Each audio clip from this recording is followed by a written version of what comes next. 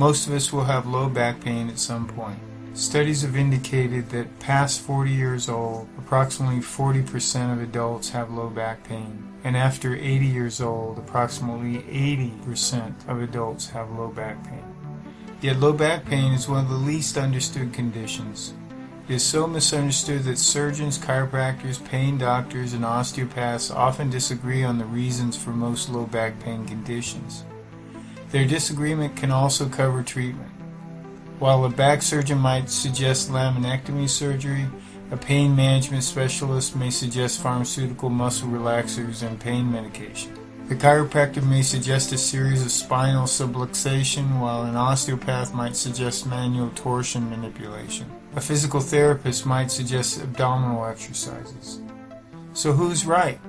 Each might have its benefits depending upon the situation, but the myriad of approaches can still leave us confused. As far as surgery goes, a number of studies by different agencies, including the U.S. Agency for Healthcare Policy Research, have found that most low back surgeries are unnecessary.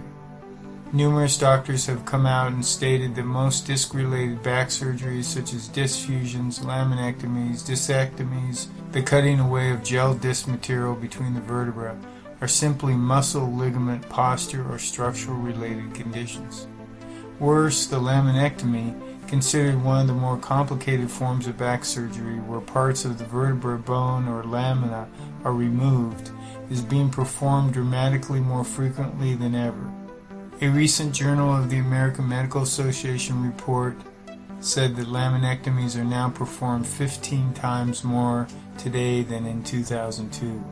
In my clinical experience as a naturopath, I had the privilege of working at an osteopathic and physical therapy clinic and with medical doctors at a local pain and minor surgery clinic. Both clinics specialized in low back pain. I was thus able to observe and sometimes participate in hundreds of back pain patient consultations and treatments that included physical therapy, osteopathic manipulation, back surgery, and pain medication.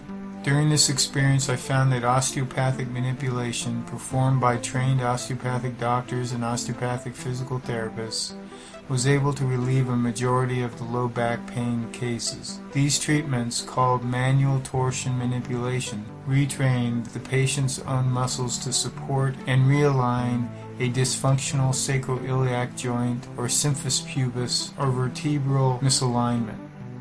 The osteopathic clinic also had a disc decompression machine called the VAX-D that effectively lengthened and decompressed the spine and helped many patients. A tilted pelvis, misaligned sacroiliac joint, or other imbalance in the pelvic girdle can strike anyone quite easily, but they often strike during their 40s and 50s when there is plenty of activity and a weakening of musculature support. In this video course, we will illustrate that the issues of low back pain are primarily due to imbalances, spasms, and muscle weaknesses among the muscles and ligaments that keep our vertebra, sacrum, pelvis, and hips in place, which can weaken with age, poor posture, poor diet, and other lifestyle choices, including a sedentary lifestyle in general. Through my training and many years of intensive research, including my own low back pain experiences following a surfing injury, I've developed a number of strategies and exercises intended to strengthen balance, create flexibility, and help maintain proper alignment of the spinal column and the pelvic girdle through muscle strength and muscle balance. This course contains a number of movements and strategies that provide this balance, flexibility, tone, and support. Before we start, let's review some important do's and don'ts for this course. Remember to breathe deeply. Be careful not to overstretch. Try to stay relaxed. Try not to push past any feelings of pain.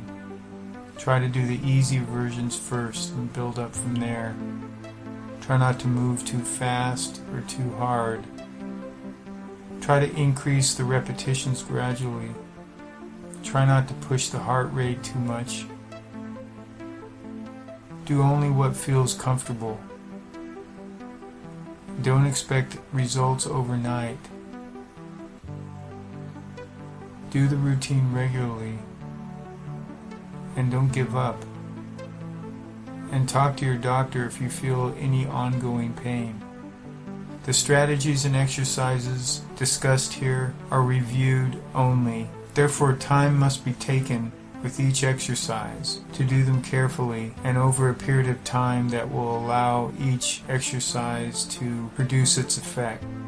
Now let's get started.